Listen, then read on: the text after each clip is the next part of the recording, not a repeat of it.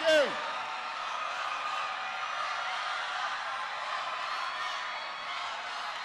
Thank you. Well, it is good to be back at Florida International University. There's a good-looking crowd here.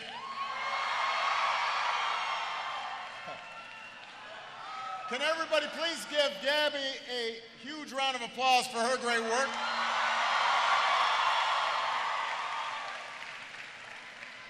I want to thank who's screaming here?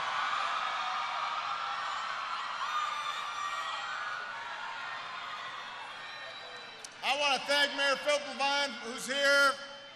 I want to thank Senator Bill Nelson. I want to thank Congresswoman Debbie Wasserman Schultz. I want to thank your next state senator, Debbie Mukersel Powell. Your next Congressman, Joe Garcia. And your next United States Senator, Patrick Murphy.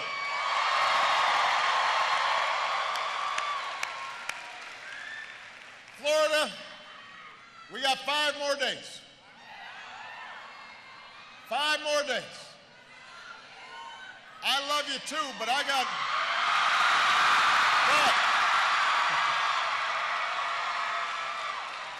got some business to do here today, so 5 more days to decide the future of this country that we love. Now, the good news is you don't have to wait until Election Day to vote. What does that say up there? I'm sorry, I can't hear you. What does it say up there? You know, I'm still not hearing it. What? Vote early. If you are registered, you can vote right now at any early voting location. In fact, there's one just 10 minutes away at the International Mall Branch Library. Go ahead and plug this into your phones if you haven't voted. It is at 10315 Northwest 12th Street in Doral. So, I mean, we're making this really simple for you. I am telling you right now where you can go vote after this rally. Now, if you are just watching on television, or you're not from around here, and you're trying to figure out, well, where else could I vote? Then you go to iwillvote.com, and it will give you additional locations, iwillvote.com. If you're voting by mail, don't let that thing just sit on your coffee table or your kitchen counter, and then you forget about it. It gets mixed up with some other stuff. Send in your ballot right now so it makes it by Election Day. The point is, we got work to do to finish what we started 8 years ago.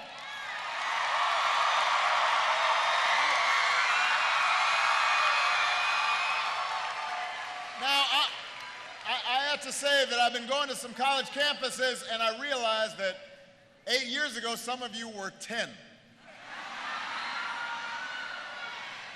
Yeah, see, she's all like, yeah.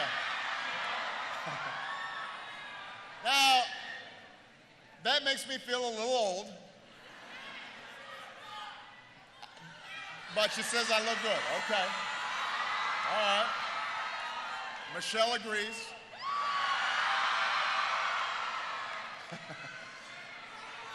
But for those of you who maybe were a little older and might remember, in 2008, we were living through 2 long wars. And we were about to enter into the worst economic crisis in the last 80 years. But you know what? Because of some hard work, we turned the page. America's now battled back. Last year, incomes rose faster than any time, at least since 1968. Poverty fell at the fastest rate at least since 1968. We've created 15 million new jobs. 20 million people have health insurance that didn't have it. We've kicked our addiction to foreign oil.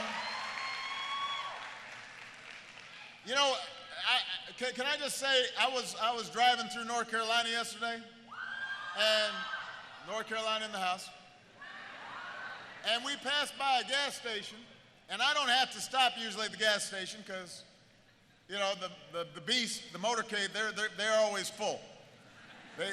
Service is taking care of that. But I noticed gas at $1.99.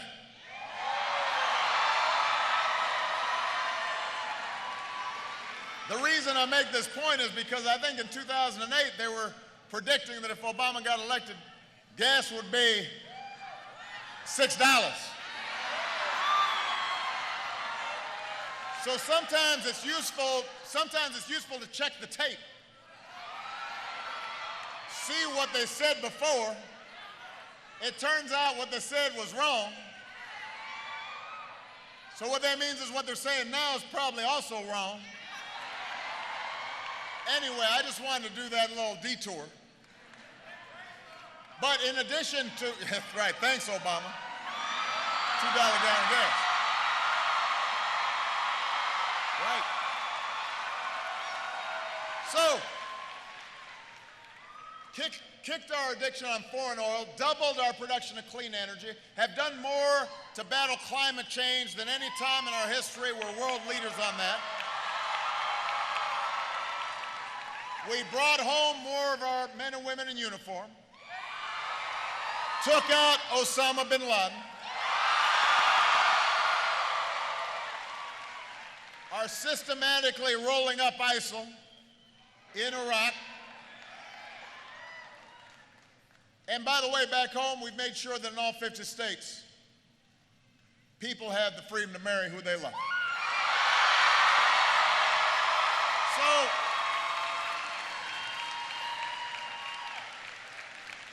So there's a reason that I've got gray hair, because I've been busy.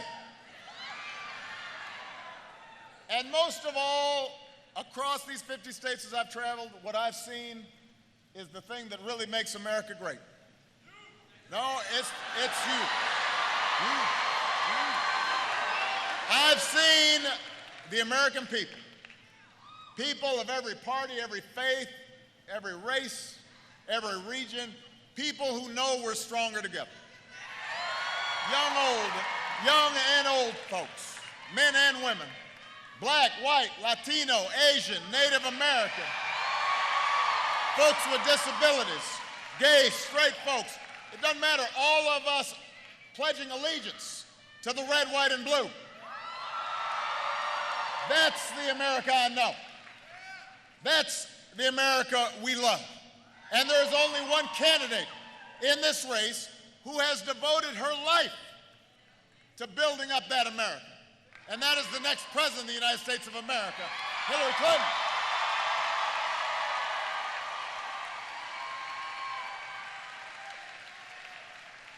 Now, make no mistake, Florida, all the progress we've made goes out the window if we don't win this election. So we've got to work our hearts out this week. We got to work like our future depends on it, because it actually depends on it. And listen, especially for the young people out there, I know some of you, this is your first election where you've been paying attention. And you're out there and you're looking at it and you're saying, man, this is really nasty. You know, generally, DC's not so much of a battleground, but down here, it's just like every ad is just depressing. And there's negative ads, and there's noise, and there's distractions. And sometimes the temptation is to tune it out, and you want to just focus on the Cubs winning the World Series. Which, by the way, even for a White Sox fan, is a pretty big deal. Because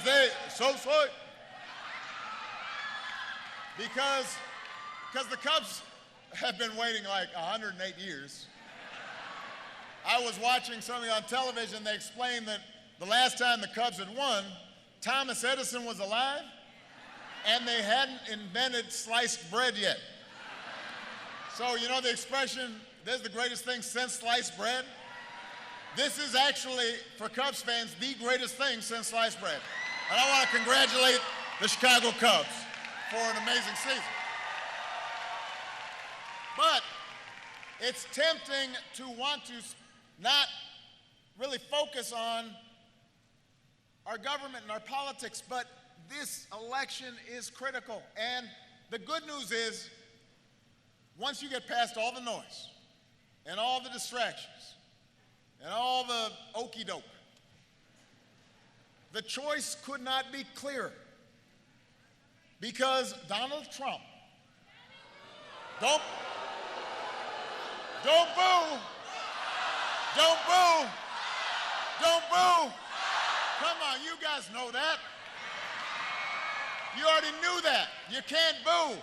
He can't hear you boo, but he can hear you vote. Don't boo, vote. Donald Trump is uniquely unqualified to be president. No, I'm not joking. You laugh. I'm not joking. He is temperamentally unfit to be commander-in-chief. Here's a guy who says he's a great businessman. But it seems like a lot of his business is built around stiffing small businesses and workers out of what he owes them, work they've done. He thinks it's cute or smart or funny to basically not pay somebody who's done work for him and say, go ahead and sue me because I got more money than you and you can't do anything about it. It's not fair. Here's somebody who, for decades, has refused to release any tax returns. And now maybe it's because he's not as rich as he says he is, but he has admitted he does not pay federal income taxes for years. Not a dime. So he's not helping to support our troops or our veterans. He's not helping to build roads or build schools or help young people finance a college education because he's not putting anything in. He's taken a lot out, but hasn't put anything in. He says that he's going to be his own foreign policy advisor. He says that's because he's got a good brain. Now, I won't opine on his brain.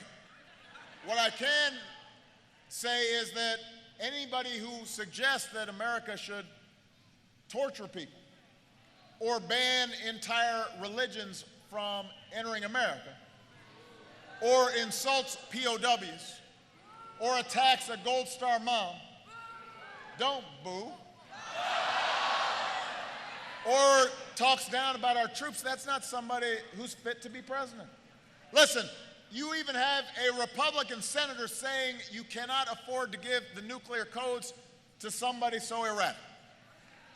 And as Hillary points out, anybody that you can bait with a tweet is not someone you can trust with nuclear weapons. Anybody who is upset about a Saturday Night Live skit, you don't want in charge of nuclear weapons. No, I'm serious. This is a guy who tweets, they should cancel Saturday Night Live. I don't like how Alex Baldwin's imitating me. Really? I mean, that's the thing that bothers you and you want to be president of the United States? Come on, man. Come on.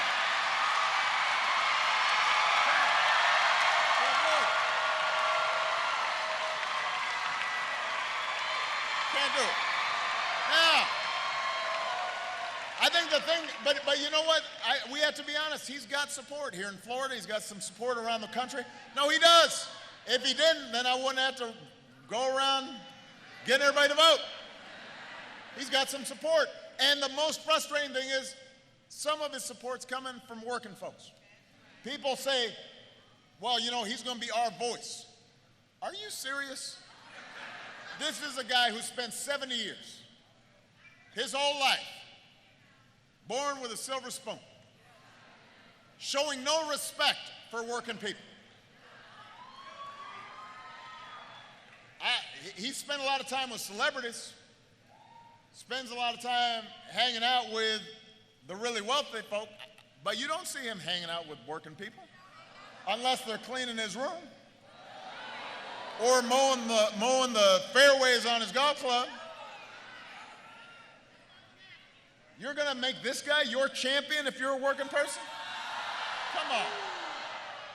Somebody who spent his life without ever showing any regard for working folks. But he has insulted minorities and immigrants and Muslims and Americans with disabilities. That's the voice you want? You want a voice who's bragging about how being famous lets you get away with what would qualify as sexual assault and calls women pigs and dogs and slobs. And when he pays attention to women, it's because he's grading them on a scale of 1 to 10. What kind of message are we sending if that's our voice? I tell you what, we're going to teach our kids, I want to teach all American kids, that our diversity is our strength. That in America, it's not about what you look like, but who you are and what you do and what your character is. That women are not just full and equal citizens, they may be a lot more capable of doing what a man can do.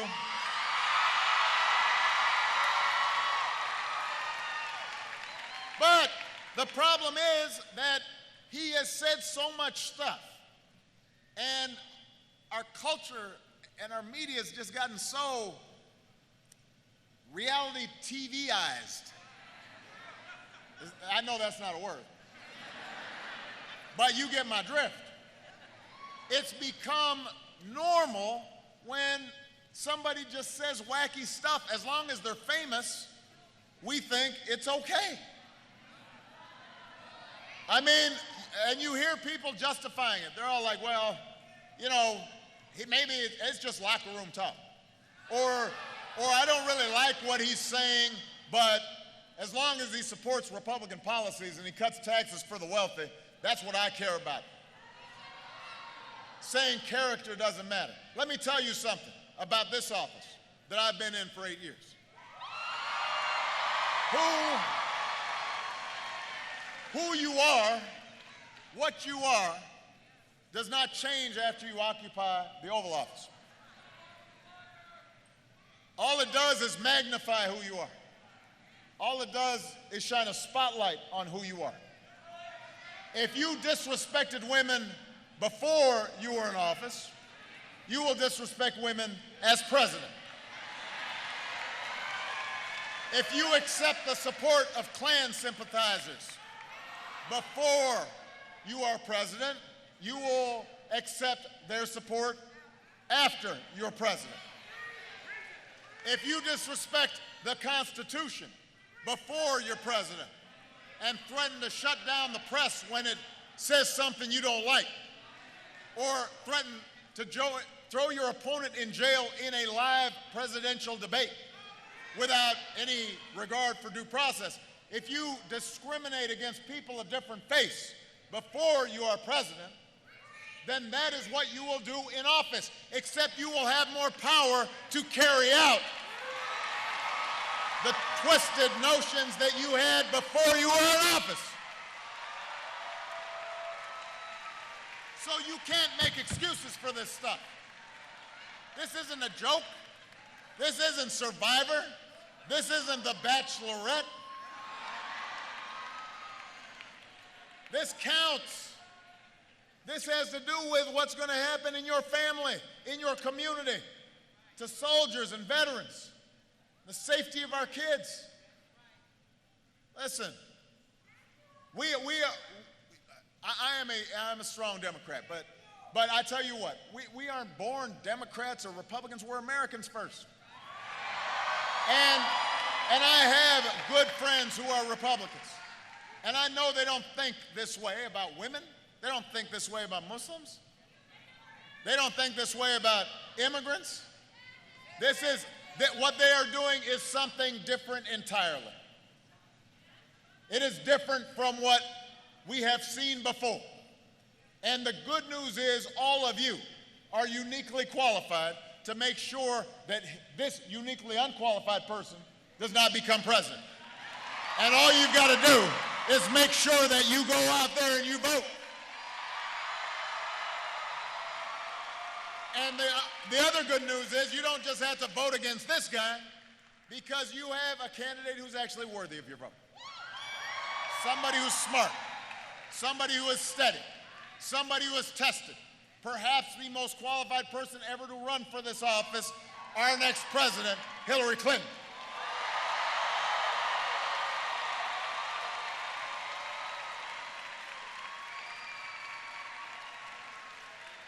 This is somebody who has dedicated her life to making this country better. Think about how she got her start. While Donald Trump and his developer dad were being sued by the Justice Department for denying housing to African-American families, Hillary was going undercover from school to school to make sure minority kids were getting an equal shot at a good education. She has not stopped fighting for justice, fighting for equality ever since. Her heart's always been in the right place. Works hard every single day. I know she worked hard when she was running against me. I was worn out. She worked hard when she was working for me. She was there in the Situation Room as my Secretary of State, making the argument to go after bin Laden even when it was risky. Circled the globe as Secretary of State, earned the respect of world leaders.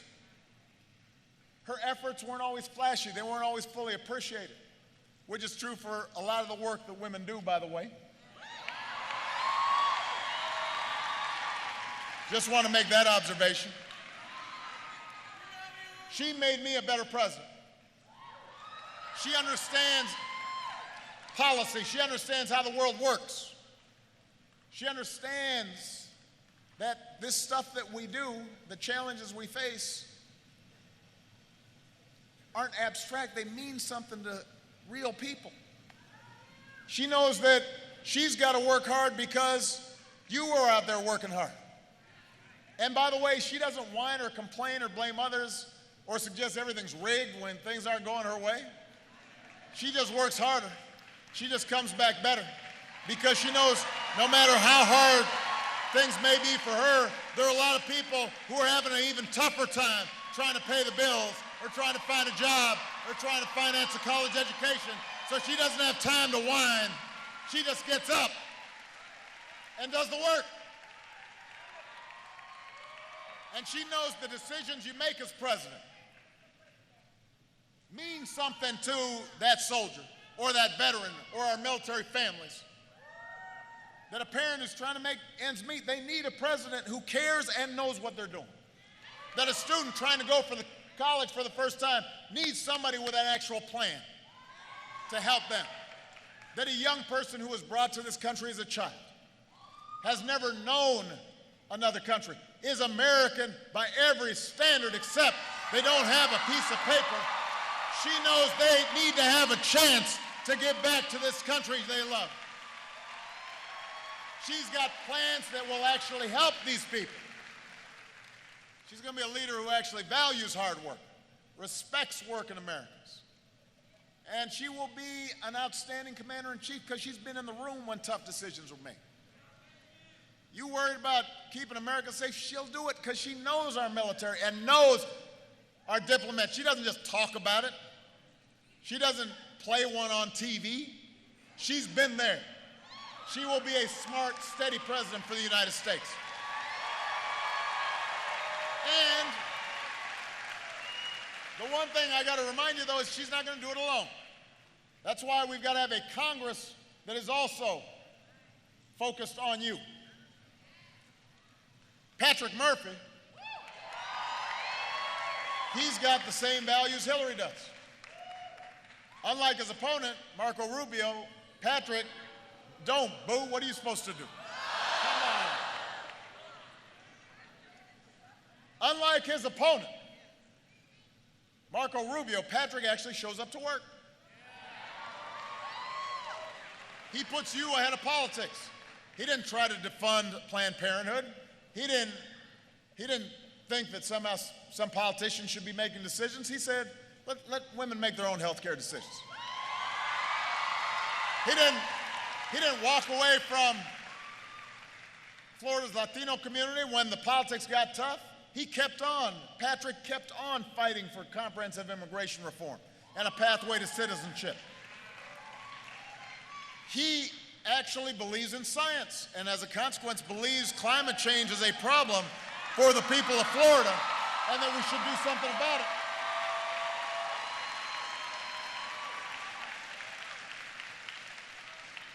Patrick Murphy brought Democrats and Republicans together to fund Everglades restoration. He has a track record of caring about the environment. As your next senator, he and Hillary will help protect this planet for our kids and help make sure that Florida is protected against some of the worst consequences of climate change. This should be a no-brainer. And there's one other big difference between Patrick and Marco. Marco supports Donald Trump. Now, keep in mind, earlier this year, he called Donald a dangerous con artist. He said that Donald Trump has spent a career sticking it to working people. And then he tweeted, this is Marco Rubio, he tweeted, friends don't let friends vote for con artists. So guess who just voted for Donald Trump a few days ago? Marco Rubio. Obviously, he did not have good enough friends to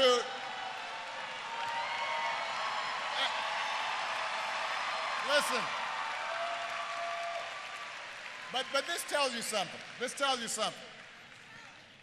Now, if you knew better when you were running against Trump, you knew he was a con artist, spent a lifetime sticking it to working people. This is what you said. I mean, I'm not making this up, right?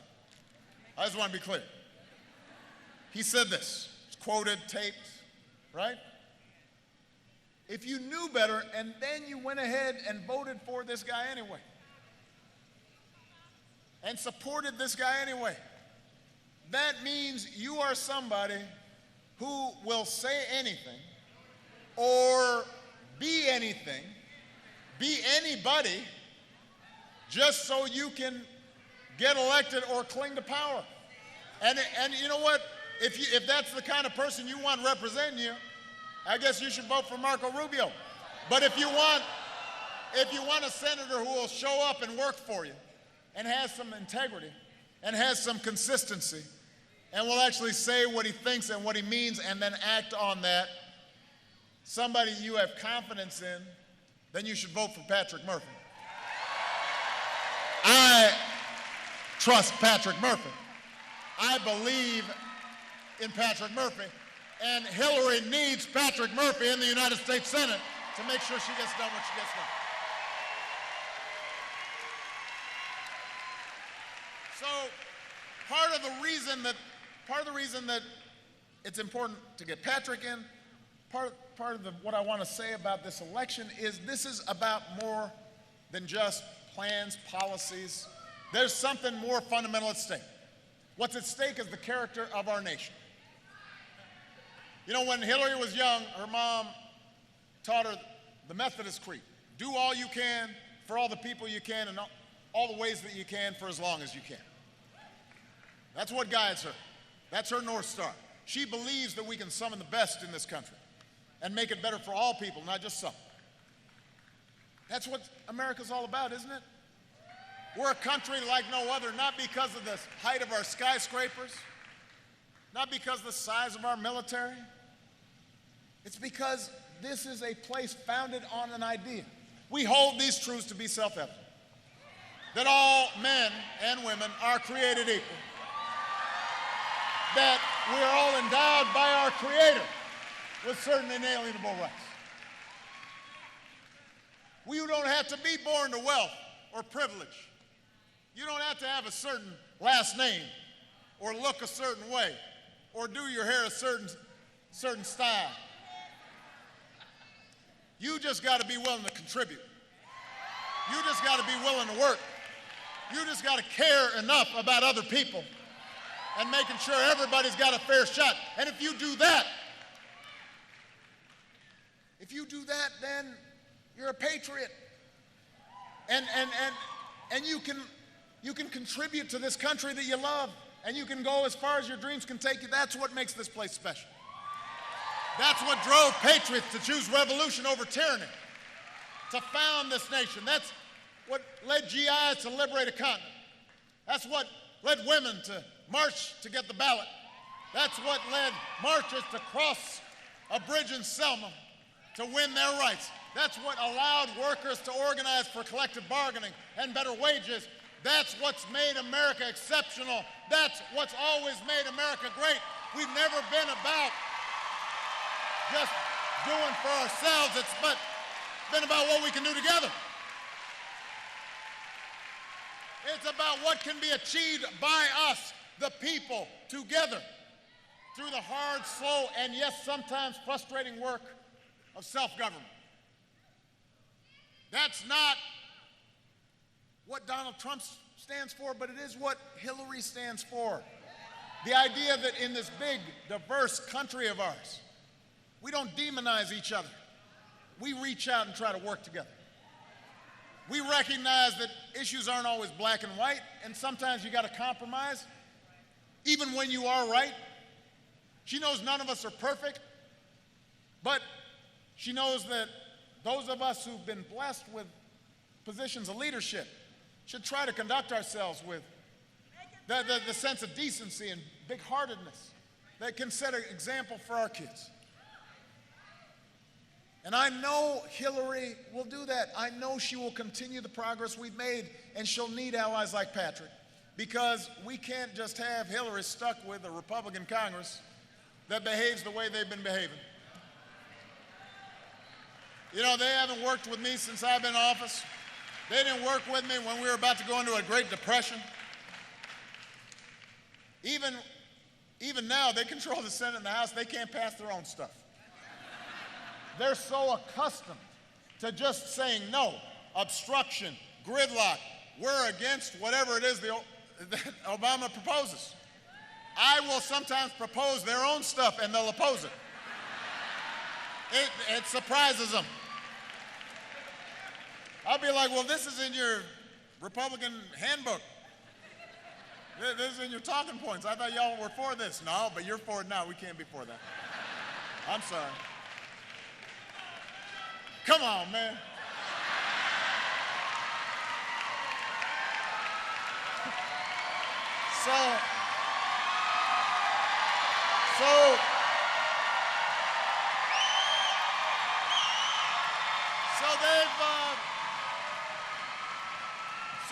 So apparently they don't have much confidence in their nominee.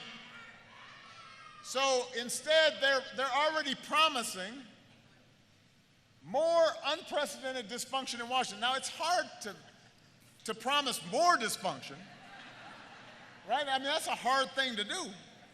But they're promising that. They're promising years of investigations, years of hearings, years of shutdown, years of obstruction, years of repeal Obamacare votes. Can I just say, by the way, I'm going to take another aside. I know I'm running long, but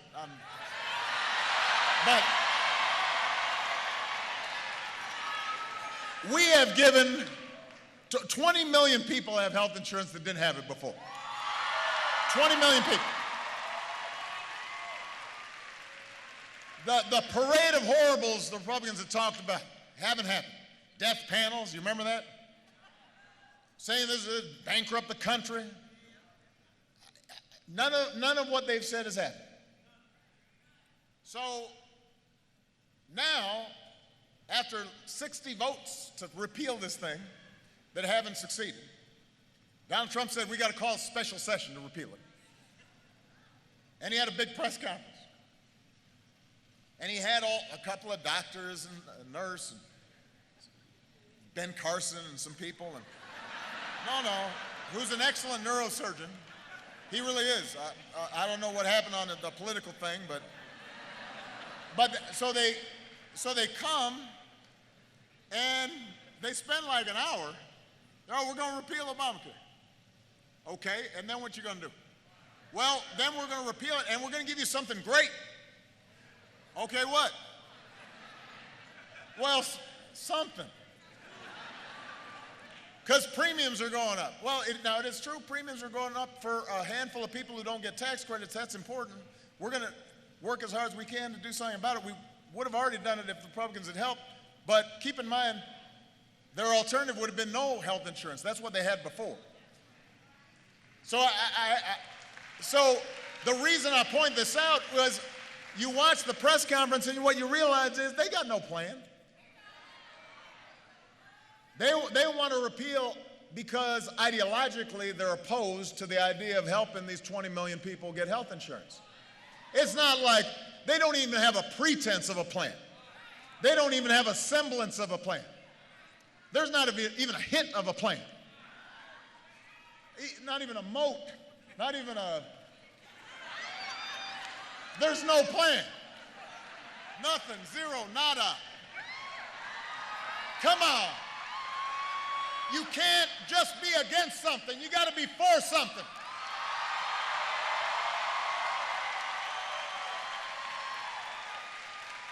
You can't spend 8 years being against me, and now you're going to be against Hillary, but you haven't been for anything. Come on.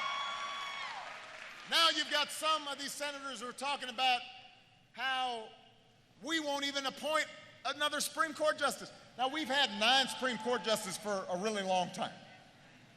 And part of the reason you have 9 is to break ties. And some of the same folks who just a while back said, well, we can't have hearings and vote for the guy Obama nominated because we're so close to the election, we should let the next president make the nomination, right? That's what they said. So now they think Hillary might win. They say, well, we might block hers too. Wait, but I thought you said that the people were going to decide. Can I talk to the press for a second? What happened? Do we ever run back the tape? Do we ever kind of go, well, what happened? That's what they said, and now they're saying something entirely different?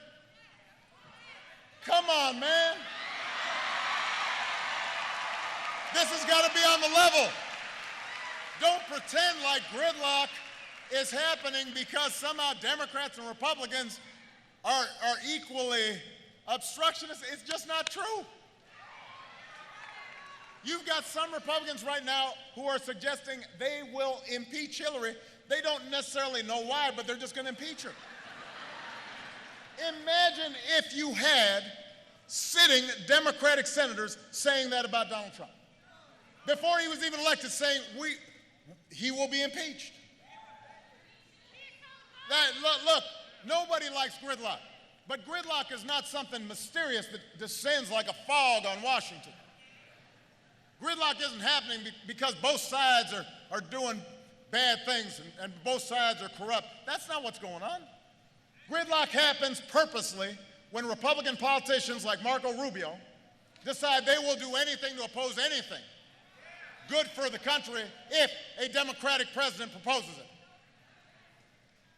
And that's now Marco Rubio's campaign platform, gridlock. If you think vote for gridlock is a good slogan, you should vote for Republicans.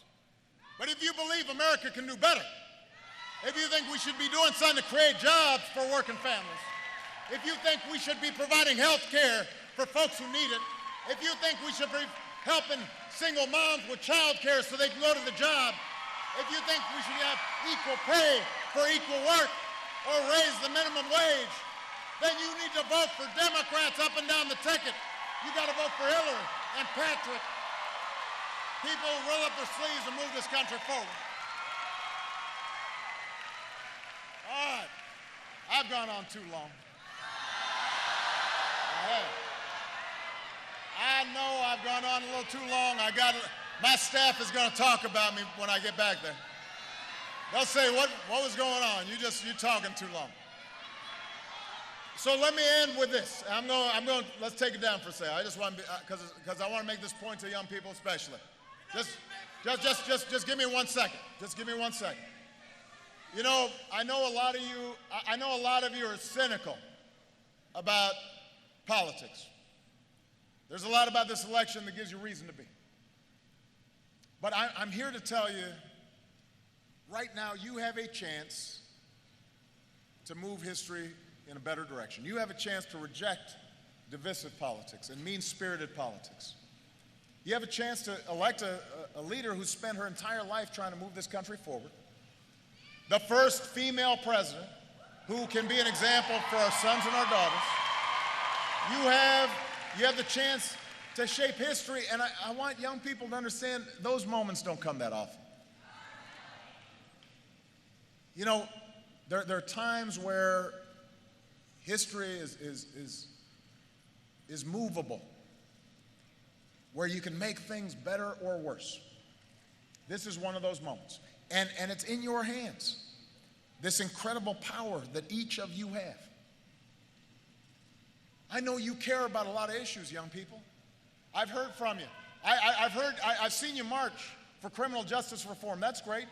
But if you care about criminal justice reform, it's not just enough to protest. You've also got to vote for a president and Congress and prosecutors who care about disrupting that pipeline of underfunded schools to overcrowded jails and make sure that the criminal justice system is accountable and fair. I know that there are a lot of young people who care about the environment and climate change. I've heard you, but you got to have a president and a Congress who believes in science and who cares about climate change and who will protect the progress we've made and want to leave a better planet for our kids. If you've been working on immigration reform, I've been working too. But if we're going to finish the job, you've got to have a president and a Congress who sees in immigrants not criminals or rapists, but people who have the same dreams and aspirations and who care about this country and who want to contribute and give back to it. My point is your vote matters. It's because of you that 20 million people have health insurance that didn't have it. It's because of you that there are young people who got Pell Grants and could go to college who couldn't before. It's because of you that a Marine can serve his country without hiding the husband that he loves. It's because of you that young dreamers have been able to come out of the shadows and are serving our country and are going to school. It's because of you that we made this progress. So, Florida, and young people especially, I'm asking you to, the same thing I asked of you 8 years ago. I'm asking you to believe. Not just in my ability to change things, one person's ability to change things, even, I'm not just asking you to believe in Hillary's ability to change things. I'm asking you to believe in your ability to change things. You remember my slogan wasn't, yes, I can. It was, yes, we can. And I'm not on the ballot this time. But fairness is on the ballot. Decency is on the ballot. Justice is on the ballot. All the progress we've made is on the ballot. Immigration reform's on the ballot. A higher minimum wage is on the ballot. Equal pay for equal work's on the ballot. Democracy's on the ballot. Hillary Clinton will move us forward if you give her a chance. And if we win Florida, we will win this election. It is in your hands. So go out there and vote.